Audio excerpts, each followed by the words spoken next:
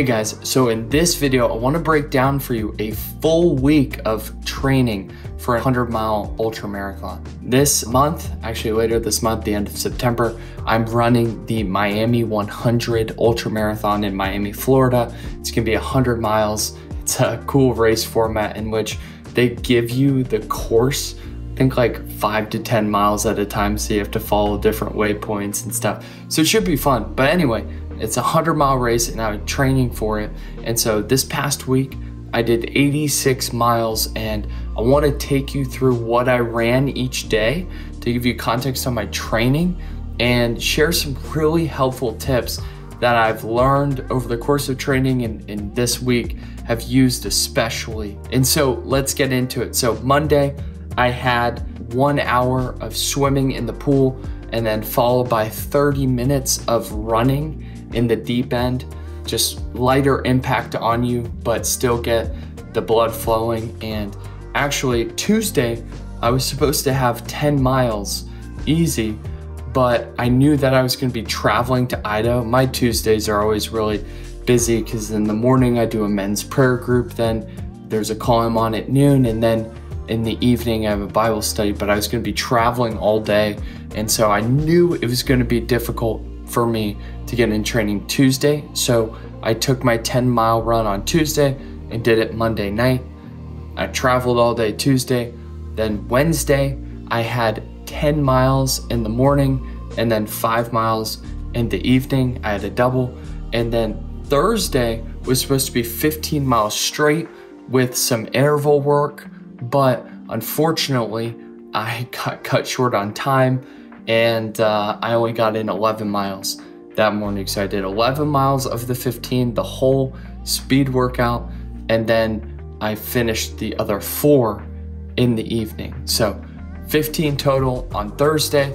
Friday, I did 6 miles in the morning, 6 miles at night.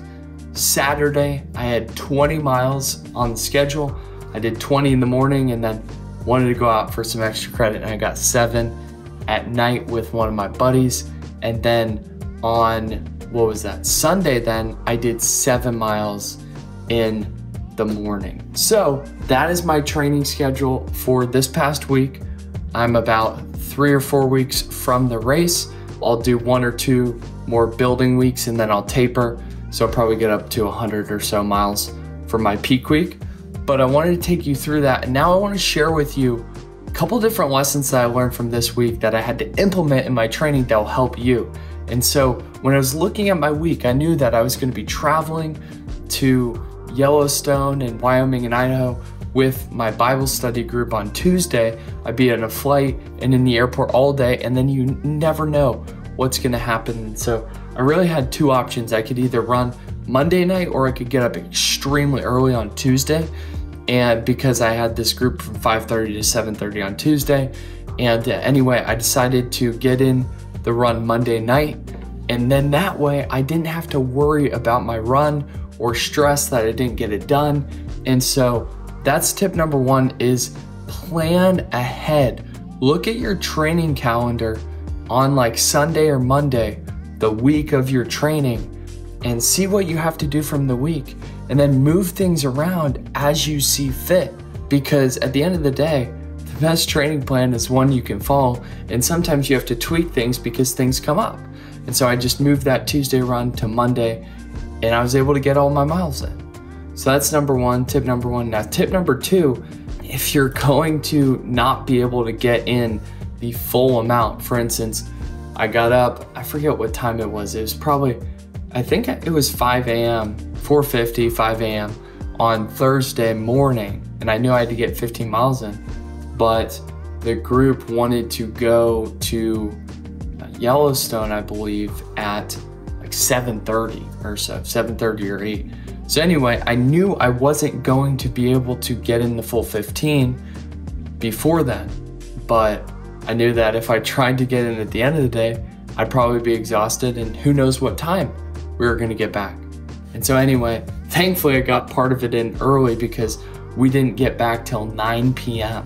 that night after driving around all day. So I was really tired and exhausted. And so anyway, I got in 11 in the morning. We were at Yellowstone all day, did a huge loop, got back at 9, and luckily I only had 4 more to do, so I just finished the rest. So I got my 15 total for the day. And ideally, from a durability standpoint, especially your long runs, you don't wanna break them up. But a run like that, I'd way rather get in the miles than miss out on that and not get in the run at all. I think a lot of times people, and myself especially, are all or nothing people. It's like, you're either gonna do it all or not. And that is a big flaw when it comes to running, because things aren't gonna be perfect, things are gonna come up. But the best thing that you can do is just get in as much as you can, break it up where you need. And that leads me into point number 3, and that is, I have been doing a lot of doubles, meaning early morning and night runs. So 2 runs a day in this prep to help my body acclimate to the higher mileage, because 15 miles broken up to 10 and 5 or 11 and 4 is going to be a bit easier on your body than 15 straight. And so that's one thing you can do if you're trying to increase your mileage, but your body's really having a hard time adapting to it, is you can break up your mileage into 2 different runs, and that will help with recovery. So implement doubles, that will really help. And then, really the last thing I want to share, tip number 4, is go to bed early.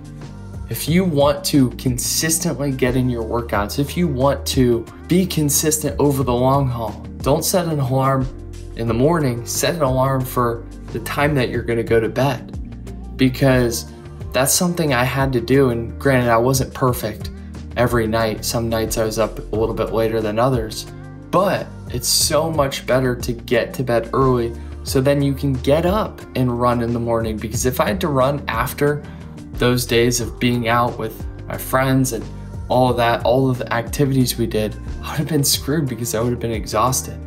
And it was hard, like socially, it's hard to say, hey, I gotta go to bed, I can't sit up and talk around the fire with everyone, like you do. And I missed out on some things. But at the end of the day, I have specific goals that I'm committed to. And if I want to accomplish them, I have to make sacrifices. It's not like I'm sacrificing my friendships, because I was still on the trip and we had all day together, right? It was just some of those conversations I missed out on because I went to bed. So don't feel bad for having to miss certain conversations. It's worth it in the long haul to stay committed to your goals. People respect that. And so those are a couple tips that I learned and implemented throughout this 86-mile week of training. Be sure to continue to follow along and comment below if you have any questions about training for an 100-mile race, because I'm going to be documenting training for Miami and then other ultra marathons as we come. So thanks so much for tuning in. We'll see you in the next video. Go run your race.